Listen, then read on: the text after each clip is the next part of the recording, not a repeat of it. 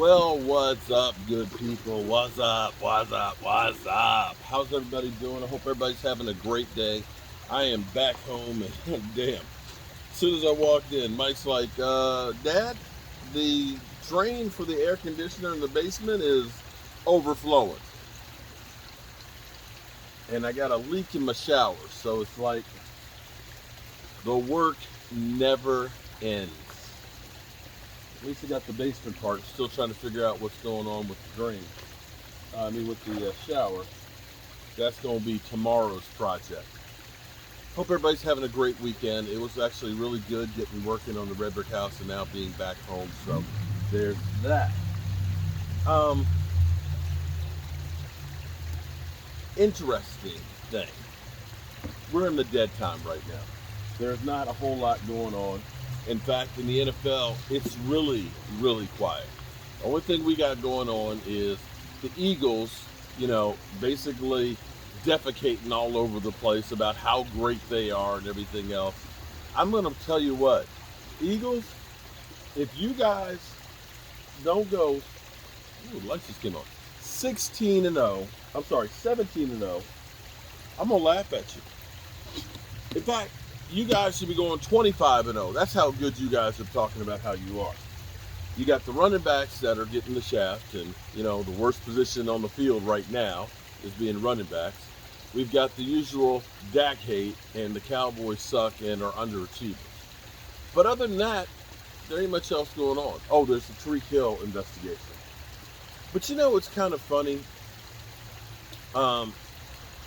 And I'm gonna go over to listen to my buddies Prime Time and Game Time, but I had to come out here first and feed the fish because I ain't seen the fish since Tuesday, and it seems like they got bigger since the last time. It's funny how things sometimes work out, and here's an interesting one for you. We all know about running backs not getting paid. Hypothetically, here's the thing. Here's a what if for you. What if the Cowboys had paid DeMarco Murray? If they had paid DeMarco Murray, they wouldn't have drafted Zeke Elliott. Hmm.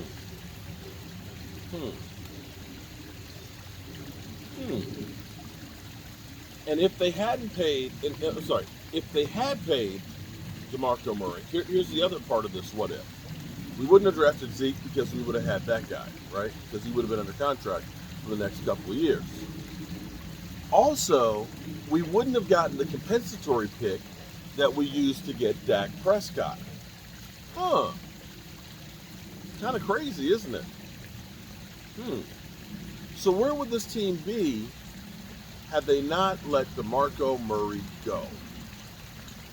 You wouldn't have gotten Zeke or Dak. And we know Tony Romo, 2015 was injured. 2016, his career was over with. We would have been really screwed had we signed DeMarco Murray. But here's another what if. What if, instead of being 6-10, the Cowboys won one more game? Let's say Odell Beckham Jr. doesn't do that reverse to the house against Cleveland. That Cleveland game, okay? Because we had scored like 3 straight touchdowns, and had they not gotten that, we would have gotten the ball and probably would have won that game. Had we won that game, here's a big what if. We would have made the playoffs in 2020. You say, oh, well, that would have been good. Well, no, actually it wouldn't have been, because we would have been a 7-10 team without our quarterback sucking ass, one and done and out.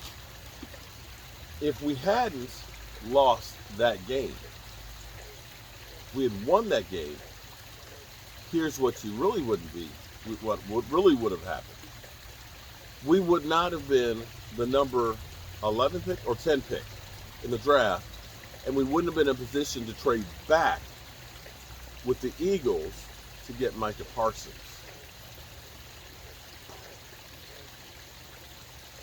Think about that for a second.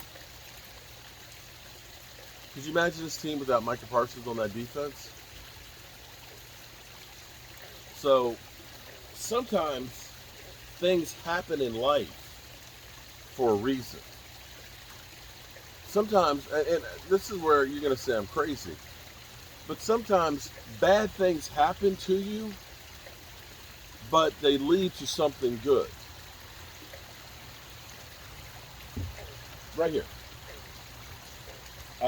Not the burns. There's a scar right here on my knee. Okay?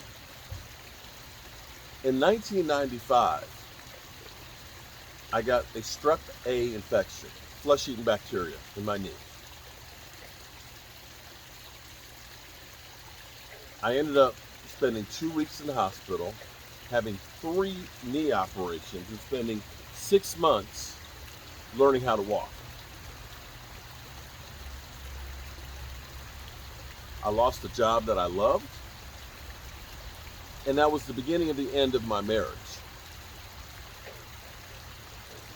At the time, it was the worst thing that could have ever happened to me. Looking back now, it was actually one of the best things that ever happened to me. You're probably like, are you smoking crack? Have you been hanging out with I Love Weed? No, I have not. But here's the thing. Here's the thing that's crazy. Because I ended up losing that job, I always had skills of doing woodworking and stuff. Because I was taking care of my kids and only able to work and be able to stand for a little bit of time, I was doing small jobs, handyman type jobs for people, building furniture and things as I could. And that led to the wood bore, which was me being self-employed, which eventually led me to fixing everything, and including the red brick house. At the time when bad things happen, you don't think that they're going to be good. When Jerry Jones bought the team and fired Tom Landry, that was like, the death nail. We all knew Tom Landry needed to go. But that was it killed us. But it led us to the 3 Super Bowls. So don't always go crazy when something bad happens. You have to look at that as an opportunity, or sometimes a change is the best thing for you to start the process of a new birth being born. For me, that whole knee led me to my wife of 20 years. 19 years and 6 months. But we've been together for 20 years and 6 months. That right there led me to being my own boss. It led me to being able to be an entrepreneur. Okay, one of the big ones. Entrepreneur. So French. Oui, monsieur. And those things that happen to us, the 6 and 10, well, that, my friends, led us to Micah Parsons, which definitely, actually, let's think about this. Not only did it lead us to Micah Parsons, it also led us to Dan Quinn, because Mike Nolan got his ass fired. Because had that not happened, we might have kept Mike Nolan for another year, and Dan Quinn might have been hired by somebody else, and Micah Parsons could be playing for somebody else. So put that in your pipe and smoke it. Yeah. We may look at 2020 as a great year for the Dallas Cowboys. I'm Mark Holmes, and well, I'm going to go check out Prime Time and Game Time. Peace.